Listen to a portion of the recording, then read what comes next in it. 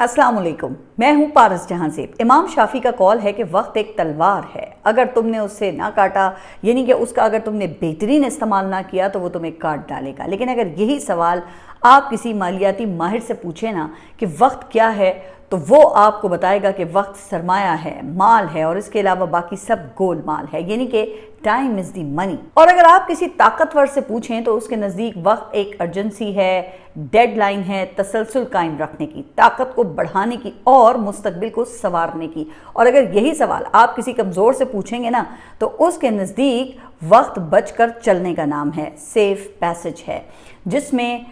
صرف ایک ہی موٹو ہے، live another day۔ اچھا، آپ اگر غور کریں تو ان چار نقطہ نظر میں بظاہر مقاصد کا فرق ہے، بس بات تو ایک ہی ہے، اور اپنی اپنی صلاحیت اور ضرورت کے مطابق وقت کا بہترین استعمال ہے۔ تو کیا خیال ہے کہ ایران، امریکہ اور اسرائیل جنگ کے تناظر میں ڈونلڈ ٹرمپ، نیتن یاہو، ایرانی قیادت اور بطور ثالث پاکستانی قیادت وقت کی اس کشمکش سے کیسے نبرد آزما ہیں، اور کس طرح وقت کی قید ان شخصیات کے جنگ سے متعلق فیصلوں پر اثر انداز ہو رہی ہے، جس سے پھر نئی پیش رفت جنم لیتی ہے؟ تو یہ ایک انٹرسٹنگ اینگل ہے جس کو سامنے رکھتے ہوئے آج کے ولاگ میں ایک ایکسپلینر پیش کروں گی، جس سے اس تنازع کی مجموعی تصویر اور مستقبل کے خدوخال وہ کافی حد تک نمایاں ہوتے ہیں۔ لیکن پہلے امن مذاکرات میں ہونے والی پیش رفت کا ذرا جائزہ لیتے ہیں۔ اچھا، تو اس حوالے سے فریقین کے مابین دوسرے مذاکراتی دور کے لیے حالات سازگار بنانے کی کوششیں جو ہیں وہ اس وقت تیز تر ہو گئی ہیں، اور اس کے لیے ایک بار پھر اسلام آباد سپاٹ لائٹ میں آ گیا ہے، جہاں پہ ایرانی وزیر خارجہ وہ تو گزشتہ رات سے ہی موجود ہیں۔ لیکن پتہ ہے اس وقت ایران اور امریکہ دونوں کی جانب سے ہی مکسڈ سگنلز دیے جا رہے ہیں، جس میں ایک دوسرے کے خلاف تلخ بیانات اور سخت اقدامات بھی ہیں، اور آگے بڑھنے کی ان کی خواہش بھی موجود ہے۔ اچھا، ویسے تو عباس عراقچی وزیر اعظم سے ملاقات کے بعد مسقط اور روس جائیں گے، لیکن سوال ہے کہ کیا وہ واپس اسلام آباد آئیں گے تاکہ اگر امریکی وفد آئے تو ان سے ملاقات ہو سکے۔ ویسے اگر ایسا ہو بھی گیا نا تو دونوں ممالک کے درمیان بالمشافہہ اور باضابطہ مذاکراتی دور کے حوالے سے اس وقت متضاد موقف سامنے آ چکا ہے نا۔ اب وائٹ ہاؤس کی ترجمان کے مطابق دونوں ممالک کے درمیان براہ راست بات چیت ہوگی، جس کو نائب صدر جے ڈی وینس اور وزیر خارجہ مارکو روبیو واشنگٹن میں بیٹھ کر مانیٹر کریں گے، اور اگر کوئی بات آگے بڑھی تو امکان ہے کہ وہ بھی اسلام آباد آ کر مذاکرات کا براہ راست حصہ بن سکتے ہیں۔ دوسری طرف پھر صدر ٹرمپ نے خبر رساں ایجنسی رائٹرز کو انٹرویو دیا ہے، جس میں ان کا کہنا تھا کہ ایران ہمیں آفر کر رہا ہے اور اب دیکھنا یہ ہے کہ اس آفر میں سے کیا نکلتا ہے۔ جبکہ دوسری طرف ایران کا موقف دیکھیں تو ان کی وزارت خارجہ کے مطابق امریکہ کے ساتھ براہ راست بات چیت طے نہیں ہوئی، اور مزید یہ کہ ایران کا موقف اور تحفظات پاکستان کے ذریعے پہنچائیں گے۔ اچھا، پھر عباس عراقچی جو کہ ایرانی وزیر خارجہ ہیں، انہوں نے بھی براہ راست بات چیت کی تصدیق نہیں کی، اور پاکستان آنے سے پہلے اپنے ایکس اکاؤنٹ پہ جو بیان انہوں نے دیا یا ٹویٹ کیا اس میں امریکہ کا نام تک نہیں دیا گیا، اور ایک بڑا محتاط موقف دیا گیا، جس میں انہوں نے ایسا تاثر دیا جیسے کہ اس دورے کا مقصد دوست پڑوسی ممالک کے ساتھ باہمی رابطے اور علاقائی صورتحال پر مشاورت کرنا ہے، جس میں اسلام آباد کے بعد عمان اور روس کا دورہ بھی شامل ہے۔ اب اس سے بظاہر لگتا یہ ہے کہ ایران فی الحال مختلف سفارتی چینلز کو ایکسپلور کر رہا ہے اور وہ آپشنز کھلے رکھنا چاہتا ہے، لیکن ان متضاد دعووں سے کم از کم دیکھیں ایک بات تو واضح ہو رہی ہے نا کہ فی الوقت کوئی باقاعدہ مذاکراتی دور یہ طے نہیں ہے، جیسا کہ وہ پہلے ہوا تھا جب جے ڈی وینس اور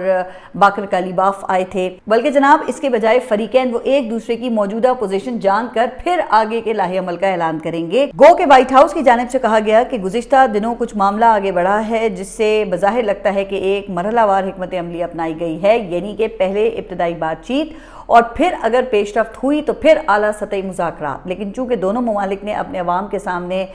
کمزوری کا تاثر بھی تو نہیں دینا نا، تو اس کے ساتھ ساتھ بیانیے کی جنگ وہ بھی ساتھ جاری ہے۔ اس حوالے سے وائٹ ہاؤس کی ترجمان کا کہنا ہے کہ ایران کی جانب سے بالمشافہہ ملاقات کی درخواست آئی تھی، جس کی پھر جو تردید ہے وہ ایرانی اسٹیٹ نیوز ایجنسی تسنیم کی جانب سے کی گئی، جس میں یہ کہا گیا کہ وائٹ ہاؤس کی ترجمان جھوٹ بول رہی ہیں، ایران کی جانب سے کوئی ایسی درخواست نہیں کی گئی، بلکہ تسنیم نیوز ایجنسی کے مطابق ایران نے امریکی تکبر کے باعث مذاکرات کی تمام درخواستیں وہ رد کر دی ہیں۔ اب ظاہر ہے کہ ایسے بیانات جو ہیں وہ پھر عام طور پہ پبلک کنزپشن کے لیے ہی ہوتے ہیں، چاہے وہ امریکہ ہو، ایران ہو یا پھر پاکستان۔ یہ ایک فطری بات ہے، حالانکہ سب کو اس بات کا پتہ ہے کہ سوائے اسرائیل کے تمام فریق وہ امن چاہتے ہیں، اور یہ بھی ظاہر ہے کہ امریکہ ان مذاکرات سے فوری نتیجہ حاصل کرنے کے لیے وہ کس حد تک اس وقت بے چین ہے یا بیتاب ہے، جس کا مظاہرہ ہم اس وقت بھی دیکھ چکے ہیں جب ایران انکار کر چکا تھا مذاکرات سے، لیکن پھر بھی امریکی نائب صدر کا طیارہ وہ رن وے پہ تیار کھڑا تھا تاکہ اشارہ ملتے ہی بغیر کسی تاخیر کے روانگی کو یقینی بنایا جا سکے۔ اچھا، دوسرا یہ کہ امریکی وزیر دفاع کی جانب سے ایک بیان آیا ہے جو اس سے پہلے وہ خوب جنگی زبان استعمال کر رہے تھے نا اور اسے مذہبی رنگ دے رہے تھے۔ اب ان کا کہنا یہ بھی ہے کہ ایران کے لیے معاہدے کا دروازہ کھلا ہے، جس کے لیے اسے ایٹمی ہتھیاروں کے منصوبے کو میننگ فل اینڈ ویریفائبل ویز، یعنی کہ بامانی اور قابل تصدیق انداز میں ترک کرنا ہوگا۔ اچھا، اب دیکھا جائے تو یہ بھی ایک واضح تبدیلی کا اشارہ ہے نا، کیونکہ بھائی ایران تو پہلے ہی NPT کا سگنیٹری ہے اور انٹرنیشنل ایٹامک انرجی ایجنسی کے ریگولر جائزے اور مانیٹرنگ کا پابند ہے، اور حالیہ مذاکرات میں وہ IAEA کو مزید رسائی کی آفر بھی کر چکا ہے، لیکن اس وقت امریکہ پر آپ کو پتہ ہے کہ جنگ کا بھوت سوار تھا جو اب پوری طرح سے اتر چکا ہے۔ اب اگر فلپ سائڈ پر دیکھیں تو ایران کے موقف میں بھی ایک نرمی ہے۔ ایران کا ایک مطالبہ یہ تھا کہ امریکی ناکہ بندی جاری رہتے ہوئے مذاکرات نہیں ہو سکتے ہیں، مگر ناکہ بندی تو بدستور جاری ہے بلکہ مزید سخت کی جا رہی ہے، اور اب یہ صرف آبنائے ہرمز تک محدود نہیں رہی۔ تو اس صورتحال میں ایران کا ابتدائی مذاکرات پر پھر آمادہ ہونا وہ اس کے موقف میں کسی حد تک تو تبدیلی کا اشارہ ہی سمجھا جا رہا ہے نا۔ تو یوں دونوں طرف مذاکرات کے ذریعے مستقل جنگ بندی کی خواہش تو موجود ہے، کیونکہ یہ تمام فریق ممالک کی لیڈرشپ کے اپنے سروائیول کا بھی تو اس میں سوال بن گیا ہے نا، لیکن چونکہ مفادات کا ٹکراؤ ہے اور وقت کی قید ہے، لہٰذا امریکہ فوری اور کم قیمت پر اپنی مرضی کی ڈیل چاہتا ہے۔ اچھا، اب ڈونلڈ ٹرمپ کی خواہش یہ ہے کہ ایسی ڈیل ہو جس سے امریکہ کی ساکھ اور ان کی اپنی سیاست وہ دونوں بچ جائیں، جبکہ دوسری طرف ایران وہ وقت حاصل کر رہا ہے تاکہ ٹرمپ پر لٹکی وقت کی جو تلوار ہے اس کا زیادہ سے زیادہ فائدہ اٹھا کر وہ اپنی مرضی کے مطابق ان سے ڈیل حاصل کرے، لیکن اس کے ساتھ وہ یہ بھی نہیں چاہتے کہ جنگ بندی ختم ہو، جس کی وجہ سے ایرانی لیڈرشپ کو ایک تو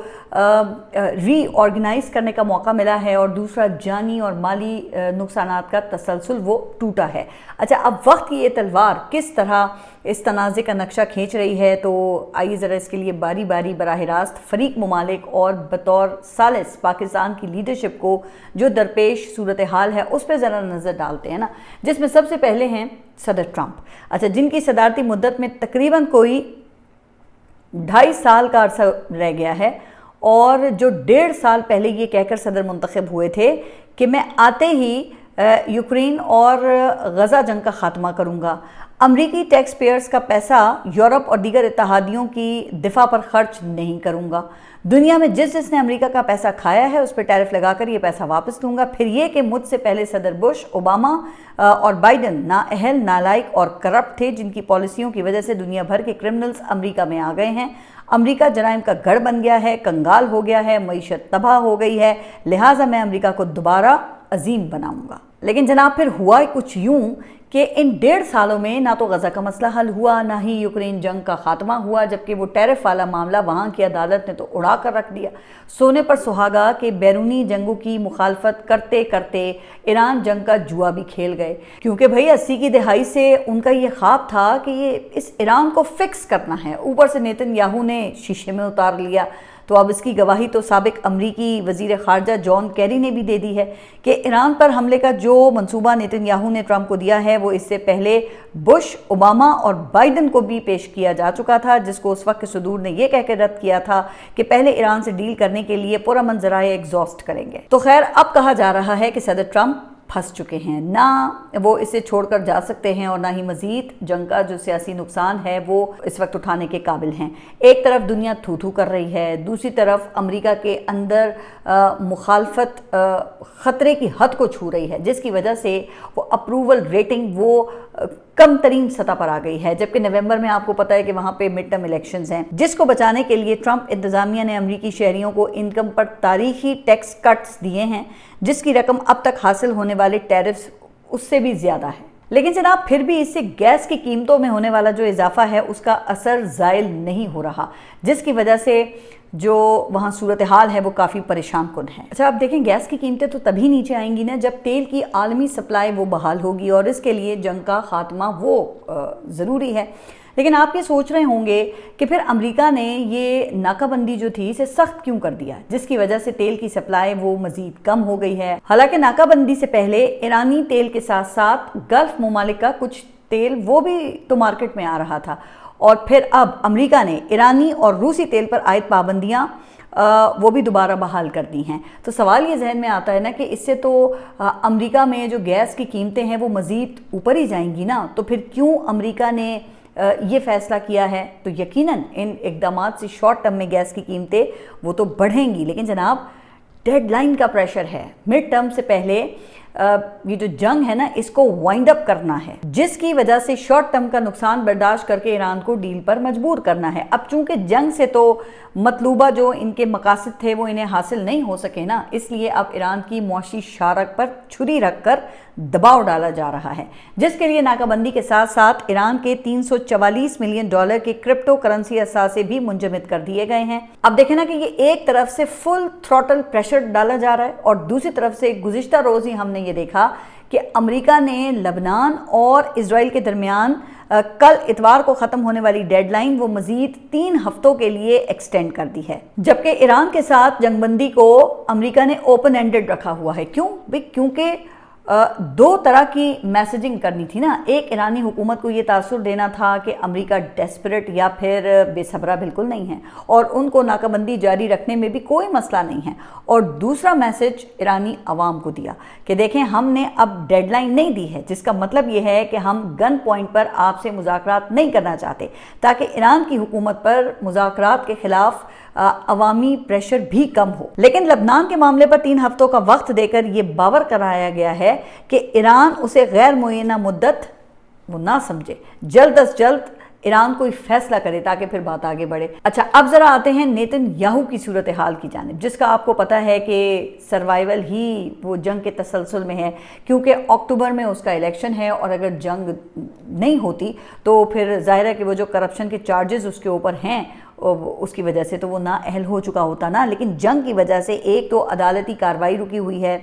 जबकि पब्लिक सेंटिमेंट्स भी उसके हक में है ना, तो इसी वजह से वो कम से कम अक्टूबर तक ये जो इस वक्त जंग जारी है ना इसको ड्रैग करना चाहता है। अच्छा, यही वजह है कि ईरान जंगबंदी के बाद इजराइल ने लबनान में कार्रवाइयाँ तेज़ कर दी हैं, लेकिन चूंकि इसमें सदर ट्रंप का कॉन्फ्लिक्ट ऑफ इंटरेस्ट आ गया है तो इसी वजह से ना मजबूरन उसे लबनान के साथ जंगबंदी करनी पड़ी है। लेकिन इसके लिए अब उसने जो गज़ा का महाज है वो गर्म कर लिया है। अब गुज़िश्ता रोज़ इधर लबनान के साथ जंगबंदी हुई है और उधर गज़ा में इजराइल ने हमला कर दिया है, जिसमें 12 फ़लस्तीनी शहीद हो गए हैं, जिनमें 6 पुलिस वाले और मेडिकल वर्कर्स शामिल हैं। अच्छा, अब इसके बाद आते हैं ईरानी लीडरशिप की जानिब, जिनके सुप्रीम लीडर जो हैं वो अभी तक आप देख रहे हैं ना कि वो खुलकर सामने नहीं आए हैं, जबकि ईरान की असल ताकत पासदाराने इनकलाब की दूसरी और तीसरे दर्जे की लीडरशिप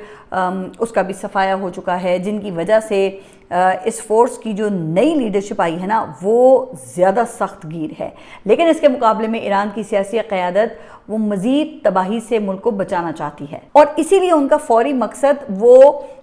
वक्त हासिल करना है, जिसके लिए हमने ये देखा कि इब्तदाई मुज़ाकरात के लिए वज़ीर ख़ारजा अब्बास इराक़ची वो पाकिस्तान आए, और लेकिन इसके साथ ही वो अपने जो डिप्लोमेटिक ऑप्शंस हैं उनको भी डाइवर्सिफाई कर रहे हैं। पाकिस्तान के बाद वो उनका मस्कत का दौरा है, जो आपको याद होगा कि गुज़िश्ता साल ये जून की जंग के बाद 6 माह तक ईरान और अमेरिका के दरमियान सालिसी के फ़राइज़ वो अंजाम दे चुके हैं। अच्छा, अब ईरानी वज़ीर ख़ारजा का दोबारा फिर वहाँ जाना वो इस बात का इंदिया है कि ईरान अमेरिका के साथ उस सिफारती चैनल को भी एक्टिव रखना चाहता है, ताकि कल को भाई अगर ज़रूरत पड़े तो वो उसे भी तो इस्तेमाल कर सके। अच्छा, अब ज़रा आगे बढ़ते हैं और आते हैं पाकिस्तान की लीडरशिप की तरफ। अब वैसे तो पाकिस्तान के लिए मजमूई तौर पर ख़ित्ते के हालात वो नहायत अहम हैं, मौशी तौर पर भी और ज़ाहिर है कि सियासी तौर पर भी। पाकिस्तान की मौजूदा अस्करी क़यादत के पास आपको पता है कि मज़ीद 4 साल हैं, जबकि जो सियासी क़यादत है उसके पास 3 साल हैं, जबकि हमें ये बताया गया कि इस कॉम्बिनेशन को 2035 तक तसलसल देने का विजन पूरी तरह से एक्टिवेट हो चुका है। अच्छा, जिसके हुसूल के लिए फिर SIFC اور دیگر ہائبرڈ انسٹیٹیوشنز کا ماڈل سامنے لایا گیا جس نے منرل، زراعت اور کرپٹو سیکٹرز کو فوکس کیا۔ امریکہ اور گلف ممالک سے پارٹنرشپ اور سرمایہ کاری کے پروجیکٹس کی بات کی گئی، جس کے لیے پھر ہم نے یہ بھی دیکھا کہ آئین میں بھی تو تبدیلیاں کی گئیں، کئی سرکاری اور ریاستی اداروں کی شخصیات پر وقت اور مدت کی قید کو آگے پیچھے کیا گیا، لیکن 2 سال بعد بھی اس کا کوئی پھل تو سامنے نہیں آ سکا ہے، جس کی وجہ سے ایک شدید کہا جا رہا ہے کہ معاشی دباؤ کا سامنا ہے، جس کو آف سیٹ کرنے کے لیے پھر ہم نے دیکھا کہ سعودی عرب کے ساتھ دفاعی معاہدے کو فارملائز کرنا پڑا، جس کی وجہ سے ابھی تک تو ڈیفالٹ کا خطرہ جو ہے وہ ٹلا ہوا ہے، لیکن اس کے ساتھ یہ خطرہ وہ بہرحال اپنی جگہ پہ موجود ہے کہ جنگ کے جاری رہنے کی صورت میں یہ جو معاہدہ ہوا ہے نا، اس پر عمل درآمد کا بھی موقع آ سکتا ہے، جو کہ پاکستان ظاہر ہے کہ وہ کبھی بھی نہیں چاہے گا کہ وہ ایران سے لڑے۔ اور اگر دیکھیں پاکستان کی وجہ سے یہ معاملہ مذاکرات کے ذریعے حل ہو جاتا ہے تو اس اسٹریٹجک کامیابی کا معاشی ڈیویڈنڈ بھی تو مل سکتا ہے نا، جس سے ظاہر ہے نا کہ وقتی طور پہ تو پاکستان کے جو معاشی مسائل ہیں ان کو حل کرنے میں مدد مل سکتی ہے، لیکن ظاہر ہے کہ ایسی ٹرانزیکشنز وہ صرف وقتی سہارا ہی دے سکتی ہیں نا، چونکہ پائیدار معاشی ترقی کے لیے تو مضبوط معاشی بنیادیں چاہیے، لہٰذا پاکستان کی لیڈرشپ یہ اس طرح کی مختلف وجوہات کی بنیاد پر اس تنازع کو کم سے کم وقت میں ختم کرنے کی خواہش مند ہے، جو کہ ظاہر ہے کہ دیگر تمام پاکستانیوں کی بھی خواہش ہے۔ اچھا، اب اگر ہم پاکستان کی سیاسی لیڈرشپ کی بات کریں تو ان کی تو اس وقت پوزیشن ایسی ہی ہے کہ وہ IMF کی جو شرائط ہیں ان کو پورا کرنے کے لیے وہ کچھ بھی کرنے کو تیار ہیں، چونکہ ظاہر ہے کہ ان کا سروائیول وہ اسی سے تو جڑا ہوا ہے۔ اچھا دیکھیں، گزشتہ روز میں نے سولر اور آٹو سیکٹر کی بات کی تھی نا، پھر رات گئے آپ کو پتہ چلا کہ جی پیٹرولیم مصنوعات کی قیمتوں میں ایک بڑے اضافے کی خبر آ گئی ہے، جو کہ پیٹرول اور ڈیزل دونوں میں تقریباً کوئی 27 روپے فی لیٹر کا بڑا اضافہ ہے۔ اچھا، جس کے بعد پیٹرول 400 کی حد اور ڈیزل 500 کی حد کے قریب تو آ گیا ہے۔ اچھا، اب دلچسپ بات یہ ہے کہ جو وزیر پیٹرولیم ہیں علی پرویز ملک، انہوں نے یہ توجہ پیش کی ہے کہ اس اضافے کی وجہ وہ عالمی مارکیٹ میں تیل کی بڑھتی ہوئی قیمتیں ہیں، لیکن حقیقت یہ ہے جناب کہ موجودہ اضافہ وہ پیٹرول کی قیمت میں نہیں کیا گیا ہے، بلکہ پیٹرولیم مصنوعات کے ٹیکسز میں کیا گیا ہے، یعنی کہ 27 روپے فی لیٹر لیوی بڑھائی گئی ہے، جس کا عالمی مارکیٹ سے جو قیمتیں عالمی مارکیٹ میں اسے کوئی تعلق نہیں ہے، یہ پیسہ سیدھا حکومت کی جیب میں جانا ہے، اور پھر یہ کہتے ہیں کہ ہم بحران کو کمائی کا ذریعہ نہیں بناتے۔ اب یہ ریونیو جنریشن تو نہیں ہے نا۔ اچھا، اہم بات یہ کہ IMF کی شرط کے مطابق ابھی لیوی میں 53 روپے فی لیٹر کا مزید اضافہ ہونا ہے، جس کا فیصلہ وہ پھر آئندہ ہفتے ہو سکتا ہے۔ اچھا، ایکسپریس ٹریبیون کے مطابق حکومت نے مالی سال کے پہلے 9 ماہ میں عوام سے پیٹرولیم لیوی کی مد میں 1200 ارب، جی ہاں 1200 ارب روپے وصول کر لیے ہیں، جو کہ سالانہ ہدف کا 82% بنتا ہے۔ لیکن جناب اس کے باوجود حکومت نے پیٹرول صارفین پر مزید بوجھ ڈالنے کا راستہ وہ اختیار کر لیا ہے، جو کہ غریب موٹر سائیکل سوار اور کم متوسط طبقے سے لے کر یہ اعلیٰ آمدنی والے کار مالکان پر یہ یکساں طور پر نافذ ہوگا۔ اچھا، اب IMF کی شرط کے مطابق جولائی سے کلائمیٹ سپورٹ لیوی میں بھی 2.5 روپے فی لیٹر مزید اضافہ کرنا ہے، تو جس سے ثابت یہ ہوتا ہے کہ حکومتی عہدیدار وہ جنگی حالات میں بھی IMF کو سخت شرائط جو IMF کی ہیں وہ نرم کرنے پر آمادہ نہیں کر سکے ہیں۔ تو اس کا مطلب یہ ہے کہ IMF سے مذاکرات کرنے والوں میں مؤثر انداز میں اپنا موقف منوانے کی صلاحیت ہی نہیں ہے، جس کے بعد میرا خیال تو یہ ہے کہ ایران اور امریکہ کے ساتھ مذاکرات جو کرنے والے ہیں ان کو IMF کے پاس بھیجنا چاہیے، شاید وہ ان کی بات مان لیں، یعنی کہ IMF ان کی بات مان دے، ورنہ کوئی حال نہیں ہے۔ ہماری حکومت تو بس IMF کی جو ڈیڈ لائنز ہیں وہ پوری کر کے ہی وقت گزار رہی ہے، یہ نہیں بتاتے انہیں کہ عوام کی حالت کیا ہے۔ اب گزشتہ ایک ہفتے میں مہنگائی کی شرح میں 2.5% اضافہ ہوا ہے اور سالانہ بنیادوں پر مہنگائی کی شرح تقریباً 14% کو پہنچ گئی ہے۔ اچھا، یہ جن اشیاء کی قیمتیں بڑھی ہیں نا، یہ سارے جو ہیں یہ گروسری آئٹمز ہیں، اور حیران کن بات یہ ہے کہ مہنگائی میں ہونے والا یہ اضافہ یہ گزشتہ دنوں پیٹرول اور ڈیزل کی قیمتوں میں کمی کے بعد ریکارڈ کیا گیا ہے، اور اب پیٹرولیم قیمتیں وہ بڑھ گئی ہیں۔ تو اب اسی سے پھر اندازہ لگایا جا سکتا ہے نا کہ آئندہ ہفتے تک پھر اس کا کیا اثر آئے گا۔ اچھا، اسی سے جڑی ایک اور خبر ہے، اور وہ یہ ہے کہ وزیر اعظم نے PSL میں تماشائیوں کو آنے کی اجازت دے دی ہے۔ حالانکہ اس سے پہلے یہ کہہ کر پابندی لگائی گئی تھی نا کہ فیول بحران ہے، تو اب کیا وہ بحران وہ دور ہو گیا ہے؟ اور اگر دور ہو گیا ہے تو پھر فیول مہنگا کیوں کیا ہے؟ تو جناب اس حکومت کے اقدامات کا نا کوئی سر پیر سمجھ نہیں آ رہا۔ ہاں ان کو ایک بات کی سمجھ ہے اور وہ ہے کہ IMF کی ڈیڈ لائن پوری کرو اور اپنا وقت بڑھاؤ۔ تو اب آپ اس ایکسپلینر سے خود اندازہ لگائیں کہ ایران جنگ کے براہ راست اسٹیک ہولڈرز اور ثالث کی قیادت کس طرح وقت کی قید میں گرفتار ہے۔ اب کس کے لیے وقت تلوار ہے اور کس کے لیے پیسہ، اور کس کے لیے یہ طاقت بڑھانے کا ذریعہ ہے اور کس کے لیے یہ صرف وقت گزاری۔ یہ آپ نے اپنے کامنٹس میں بتانا ہے۔ اپنا خیال رکھیے اور اگلے ولاگ تک کے لیے اللہ حافظ۔